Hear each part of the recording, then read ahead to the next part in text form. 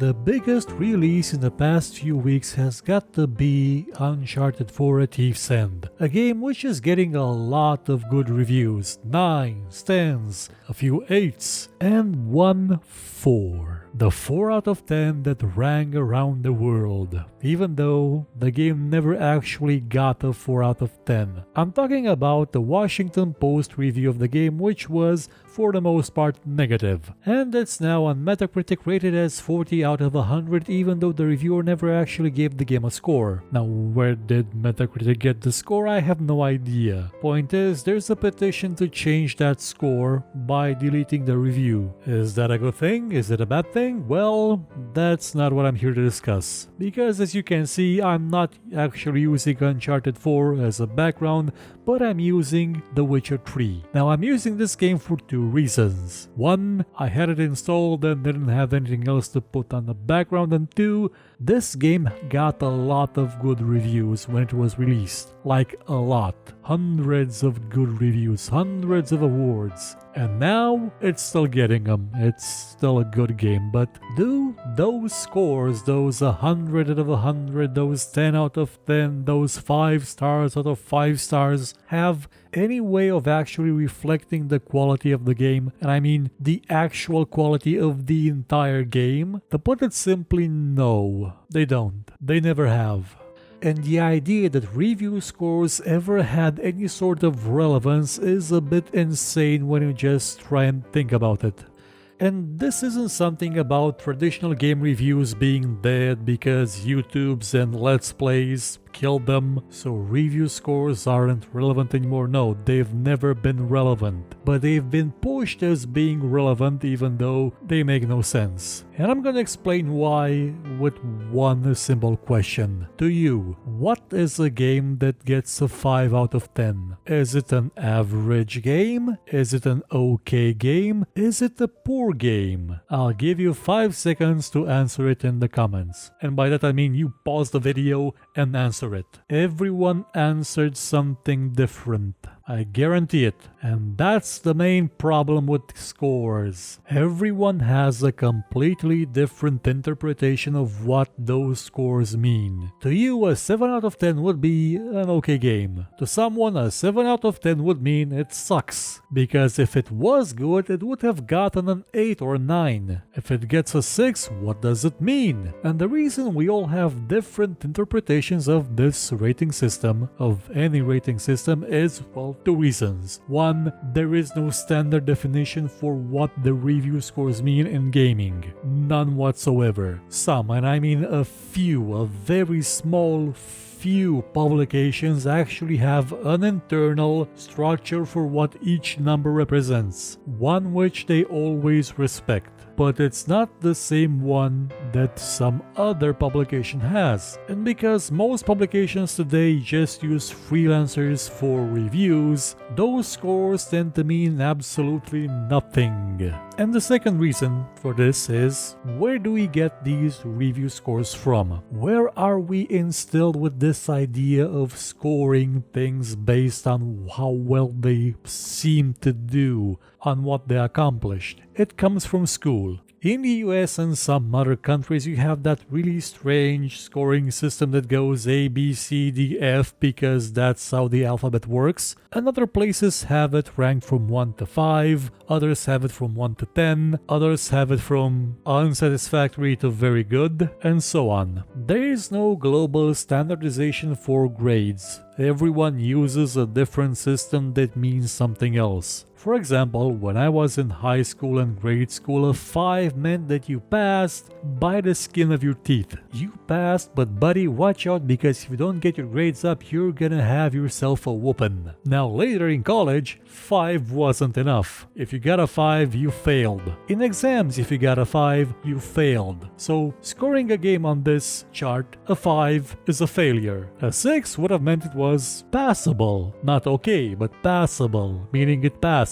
Barely. 7 would have been in the good numbers, 8 in the really good numbers, 9 in the almost great numbers, and 10 meant you did everything right. You can't score a game on that, because you're just scoring it from 5 to 10. Everything under 5 just means 5 again. Different shades of 5. They're all failures. When something fails, it just fails. You can't... Well, yeah, you can fail harder, but once you've failed, it's already a failure. People already know about that. You can't dissuade someone from buying a failed game by telling them, yes, it fails, but it actually fails even harder. Now, if this was about a movie, then yeah, that could make people want to buy it just so they can see this colossal failure. But a game has awkward controls, horrible visuals, sound that makes you want to claw your ears out, and can at times be harder to get into than movies. So fail is a fail. Now for some people that may not be the case. For some people a 5 is an average. It's an okay game. It just happens to not be that good or that bad. It's right at the middle. At the middle of what?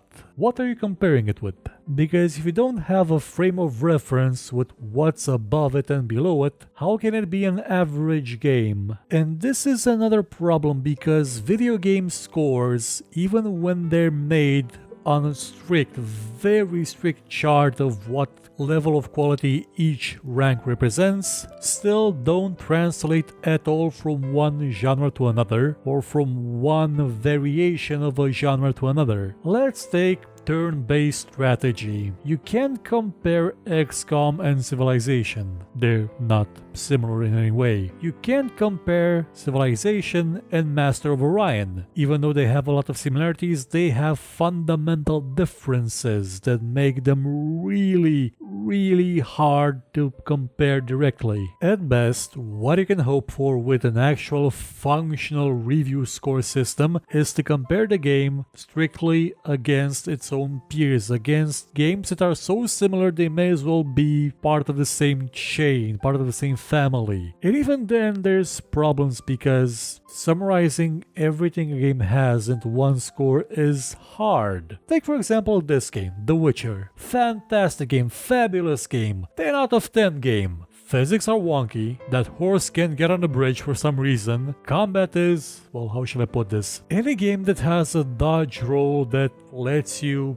jump halfway around the world doesn't have actual combat. I hate to break this to you, but it's true. Dodge rolls in actual combat games, no, that's not a thing, no.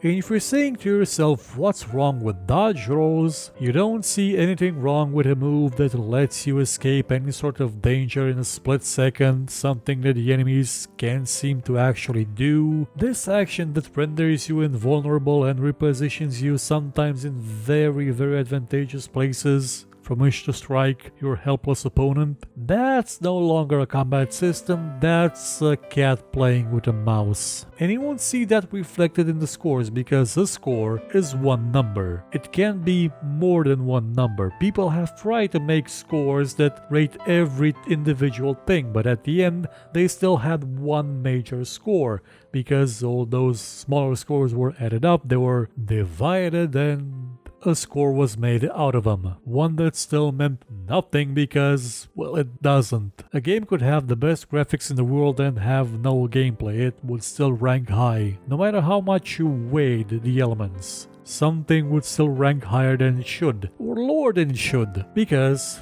again, fundamentally, scores cannot reflect the quality of a game. All a score reflects is what one specific person decided at one specific time to award to that game. Another person would surely have picked something else. Were it another day, a sunnier day, a cloudier day, a day when that person stopped their toe on a chair, be assured the score would be different. There are no standards to abide. There is no rule book. There's just what a person considers a number to be worth. And that worth is only valid for that exact person. It's gonna mean something else to each and every one. You may as well assign fruits or vegetables to scores instead of numbers. I did once, it worked okay for a while. And before that I ranked games on a scale from 0 to 11, but I told people I ranked them from 1 to 10 just so they would feel better.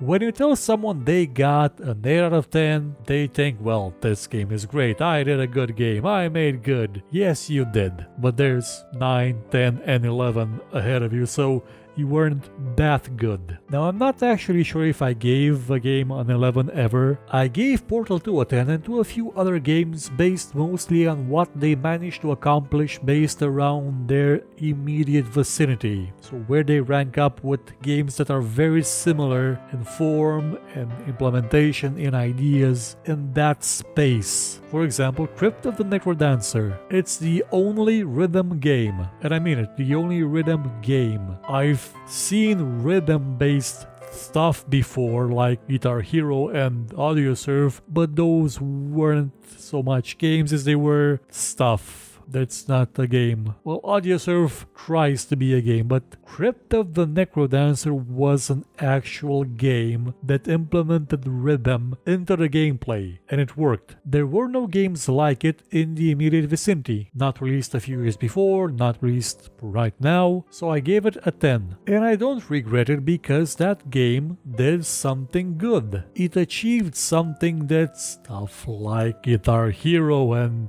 Rock Band, and there was a DJ Hero once. They tried to make a DJ Hero MMO for it was better than those. It was an actual game. Now, you may not agree with that 10. That's okay, because that 10 only means something for me. It's a number I gave to the game for me, for my own appreciation of it. It won't mean the same thing for you. If you see a 10 out of 10, you're gonna expect it to be perfect, to redefine existence. It won't do that. Again, because everyone has a different scoring system. So on that note, starting this week, I'll be doing reviews for this channel. The first game up is Stellaris, and I will be using a scoring system, but it won't be numbers, because numbers are stupid. It won't be letters. Letters are stupid. Stars also stupid. I'm gonna use something completely different. A system that not only acknowledges the subjectivity in score systems, but actually uses it to its advantage. And what is that system? Well, tune in, I guess, Sunday to find out. See you then, and tomorrow, because there is another show tomorrow. There always is. If you can guess what the rating system is, post your opinion in the comment. I'm curious to see which one of you gets it right. I've actually told 2 people or 3 what the scoring system is, so the 3 of you don't actually post it. Let the other people give it a try. Okay? Good. If you enjoyed this show, hit the like button, subscribe, and share it with your friends. Or, if you thought it was horrible, then share it with your enemies and make them suffer. We shall be your weapon of vengeance. But if you liked what you saw, you could, I don't know, maybe donate, because basically YouTube is horrible at revenue, by using the link in the description, or just buy my book. It's a fantasy book about, well, a lot of stuff. I guarantee it won't suck, and if it does suck, you can find me here and complain about it.